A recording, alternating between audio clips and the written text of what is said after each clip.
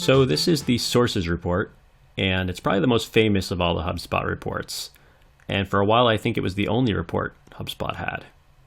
It's designed to show us how our traffic sources are performing relative to each other. It's broken into three key metrics: visits, contacts, and customers. It's a fairly straightforward report, but there are some subtle details that are really important to know, and that's what I'm going to focus on in this video. Let's start by talking about visits. A visit is counted by HubSpot anytime someone lands on your site from a referring domain that doesn't match one of the domains you set up in your report settings.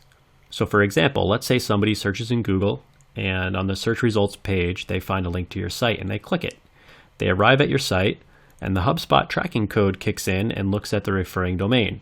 And it notices that it's google.com, and since google.com is not your own website, HubSpot counts it as a visit. Similarly, if somebody opens a brand new browser tab and they type in your domain directly, the referring domain will be blank, and so the HubSpot tracking code will count that as a second visit, and it will count it as direct traffic. Now let's talk about contacts. A contact is anyone who has converted for the very first time during the selected time period. So for instance, I've got last month selected. So this is showing me every new contact I got last month. Not every single discrete conversion, but only the net new contacts. And it's grouping them according to their very first traffic source. So not necessarily the source that drove them this month and resulted in that conversion. It's the very first traffic source. And I'm going to touch on that in more detail in just a minute because it's very important. But the key takeaway here is that Sources is a first touch report. Now, customers are counted in the month in which they first became a contact in HubSpot, not the month in which they were converted from a contact to a customer.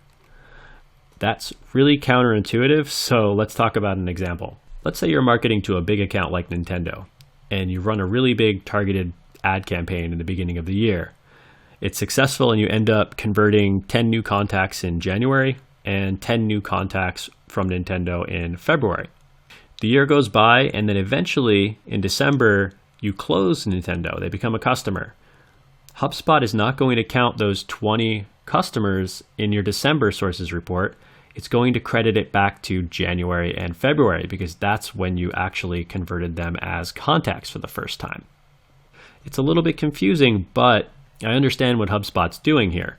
If they were to count all 20 of those Nintendo contacts in December, it would be more reflective of what sales is doing, not what marketing actually did. So by showing you the customers in the month in which they became contacts, your Sources report really is effective at showing you which traffic sources not only brought you contacts in a given month, but were those contacts actually qualified? Did they eventually become customers? And that's what we see here in January and February. If you'd prefer to see customers plotted by their close date, you can do that, but you have to use the contacts report, which I also cover in this course, but it's an enterprise-only report. All right, now let's chat about categorization rules. There's a really nice link down below in the notes to a HubSpot knowledge base article, which has all of the rules for categorizing visits and contacts into their proper bucket in Sources. If you're more of a visual person, I also created a handy flowchart that explains how the rules are prioritized and structured. It's pretty simple. HubSpot looks at the URL and it looks for the UTM parameters and tests to see if they match certain criteria. If there aren't any UTM parameters present in the URL, it looks at the referring domain. And if there is no referring domain, chances are it's going to be considered as direct traffic. Also, if you use the tracking URL builder in HubSpot, it'll actually tell you when you're building the URL which source visitors to that URL will be grouped under, which is pretty cool.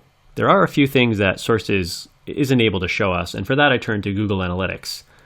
GA has a report called the Channels Report, which closely mirrors Sources in that it breaks down your visitors by their traffic channel. And it can show us things like which traffic sources have the highest bounce rate, or what are the top traffic sources for mobile, etc. Google Analytics also looks at UTM parameters when determining which channel groupings to classify visitors into. And it's pretty close to HubSpot's rules, except for one exception. HubSpot has a source called paid social, and there's nothing similar in Google Analytics. So if you do nothing and you have URLs that are tagged with paid social, they're going to show up under Other in your Google Analytics channels report, which is fine, but if you're like me and you're nitpicky, you'll want to create a custom channel grouping in GA called Paid Social and give it the same rule set that HubSpot uses.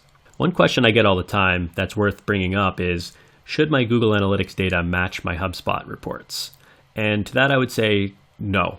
Don't worry if they don't match. You want to see similar trends, but since they measure things so differently, you'll go crazy trying to tie them together. For instance, HubSpot doesn't have a concept of a timed session, but Google Analytics has 30-minute long sessions.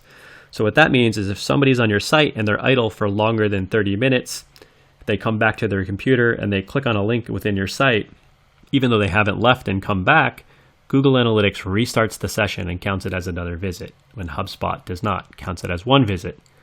Also, an important thing to know is that if you have internal links within your own site that lead from page to page that are UTM tagged, it's going to restart the session and trash your analytics data. I'm going to go over this problem in detail in a future lesson when I talk about UTM tagging best practices.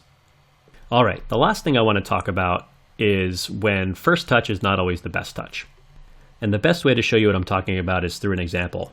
So I have a contact here, Ned Stark, and he originally found my site via organic search way back in 2015, and he hasn't been back since. Then last month, he came back via an ad that he saw on Facebook. So he clicked on the ad, and the source for that particular visit was Paid Social, and he converted. He filled out the form. But HubSpot and Sources gives credit to organic search because that was his very first touch, even though it happened in 2015 and he probably forgot about me. And really, if I wanted to be honest, and if I wanted to have a real picture of what's happening here, it was Paid Social that really converted him. So you have to be a little bit careful, especially when you're using the Sources report as your North Star, because there's nothing in Sources that is going to tell you that paid search is working well this month. It's actually going to look like organic search is working really well this month. Also, if I go to the actual contact record, there's nothing in here telling me that Ned Stark converted via Paid Social this month. In fact, the only place I can see that is if I go to the actual landing page that he converted on. On each landing page, you sort of get this little mini sources report, and that's going to show you the breakdown of the sources for the conversion on this landing page. And so if I look in here, I'll find Ned Stark and I'll see that his source for this particular conversion was Paid Social. You can also run an attribution report by source to assess your marketing efforts with different attribution models. And attribution can get really confusing and complicated.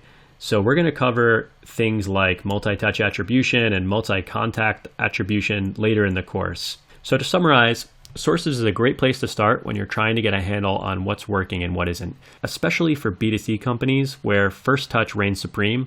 And oftentimes with B2C, especially e-commerce, people are coming to your site and converting in the very first session. And so first touch is a really accurate picture. But for B2B businesses where sales cycles are really long and it requires multiple touches to convert somebody, you're going to need something more sophisticated. So I can't wait to show you some more advanced marketing attribution with HubSpot and other tools.